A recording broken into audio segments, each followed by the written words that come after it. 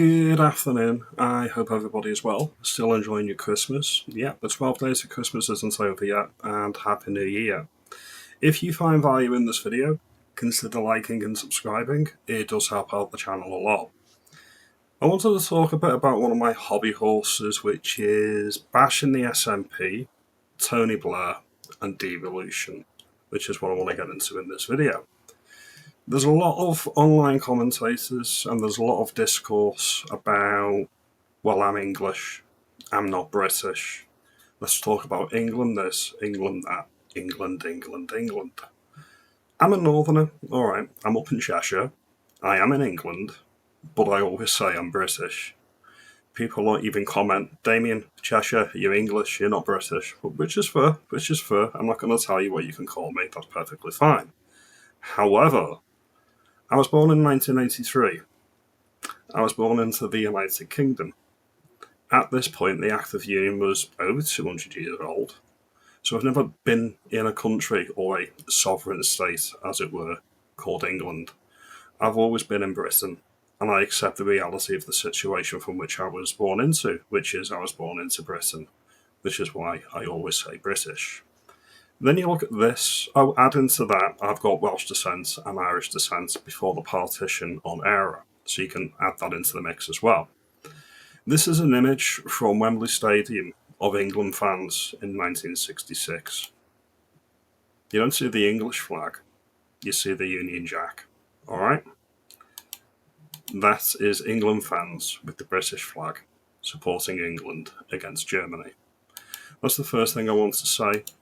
This national identity crisis that Britain is having between the home nations is a new invention, specifically since devolution in 1997. I think this was done on purpose by Labour to divide the unified voting bloc that was the voter base in the United Kingdom, to lock a right of centre government out of power.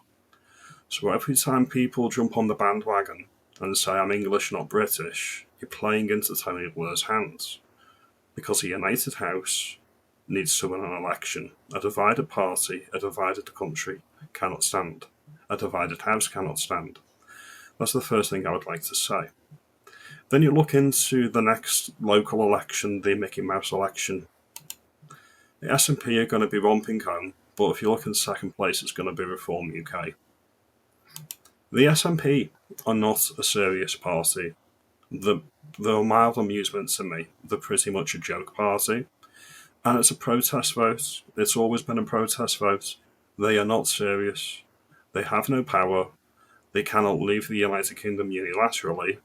They need a I think it's Section 30, order from the Westminster to get another referendum on separation. When push came to shove, Scotland chose to remain in the United Kingdom because they know which side its bread is buttered. The argument that Scotland wants to leave is only used and is only amplified by the legacy media under a right of centre government. When the Tories were in, the media was very happy to put the poison dwarf, Nicola Sturgeon, on loudspeaker, saying, I want this, I want that, you can't do this, you cannot do that, evil England, evil Tories, evil Westminster. As soon as Labour got in, the rhetoric stopped from Holyrood. You don't hear it amplified at all on the media anymore. Why is that? Because they're okay to amplify the SNP, and they're okay to do that when a right-wing government is in power.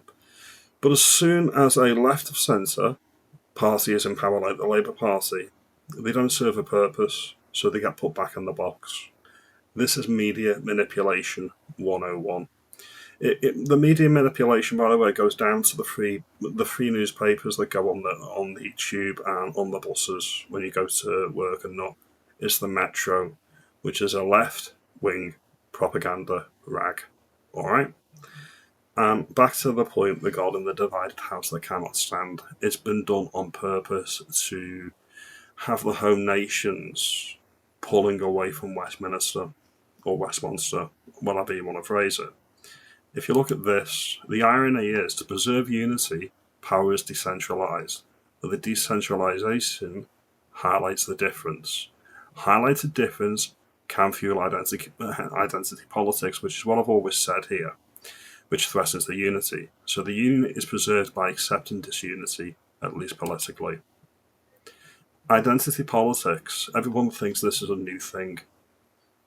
We originated it, and we originated it in the 1990s. When Tony Blair set up Devolution, it was done on purpose to say Scotland wants this, Wales wants that, Northern Ireland wants this, and they even put terrorists in positions of power in Northern Ireland to sweeten the deal. It's all by design. The English identity was absorbed into the United Kingdom. So was Scotland's, so was Wales, and so was Northern Ireland. But the friction has only been created since devolution. Before 1997, I seldom, if ever, heard anybody talking about, well, Scotland got this. Scotland gets free prescriptions, why doesn't England get free prescriptions? Or Wales gets free this, why doesn't England? It's been done on purpose to divide us, and it's been done very deliberately. The decentralised power out of Westminster, they sent it to Scotland, they sent it to Wales, they sent it to Stormont and Northern Ireland, and they also sent it up the other way to the European Union, which is why we voted for Brexit.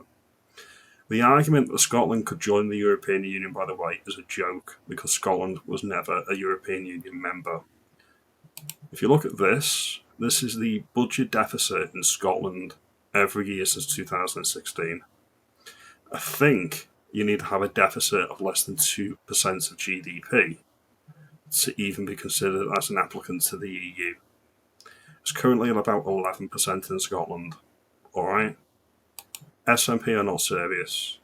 The Greens are not serious either in England and Wales or in Scotland. And then you look at the Barnett consequentials, which is part of a formula that sends additional money to Scotland and Wales and Northern Ireland.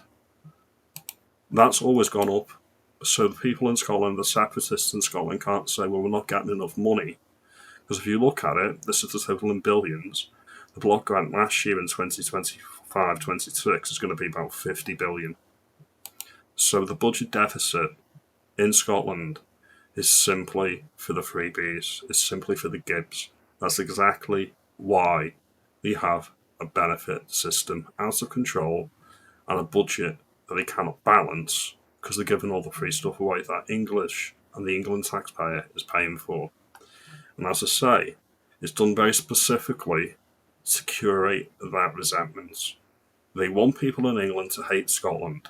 They want people in Scotland to hate Wales. They want people in England to hate Northern Ireland. And it's very, very deliberate. They don't want us united. They don't want us unified in any way, shape or form, which is why I'm making this video. Anybody that says, well, Scotland gets this, Northern Ireland gets that, we need more. I'm sympathetic to the argument completely. I'm in England, of course I want people to get free prescriptions, or conversely, I want everybody to pay for prescriptions, because we talk about two-tier Kia and two-tier Britain. This is the product of two-tier Britain. You've got different parts of this United Kingdom getting different things when it should be a unified voting base. If I was in power, if I was Prime Minister, yes, you can dream, I would abolish devolution. It wouldn't even be a question, it'd be done pretty much straight away on day one. I would abolish anything and everything that Tony Blair had his guppy little mitts on. I feel sorry for Scotland. They're run by lunatic socialists. Think about it, when he was in the Liberal Party, Winston Churchill was elected to a seat up in Scotland, and he was English. And this is the decline that we've had in Scotland with the calibre of politician. Alright? They used to elect Winston Churchill. Now they fucking elect Ross Greer. Ross Greer of the Green Party. He's a midwit. He's a lunatic. And this is the decline. This is the cultural decline of the political class, not only in Scotland but in the UK. Now, if you think I'm right, that a United Kingdom is the only way forward, you make me aware.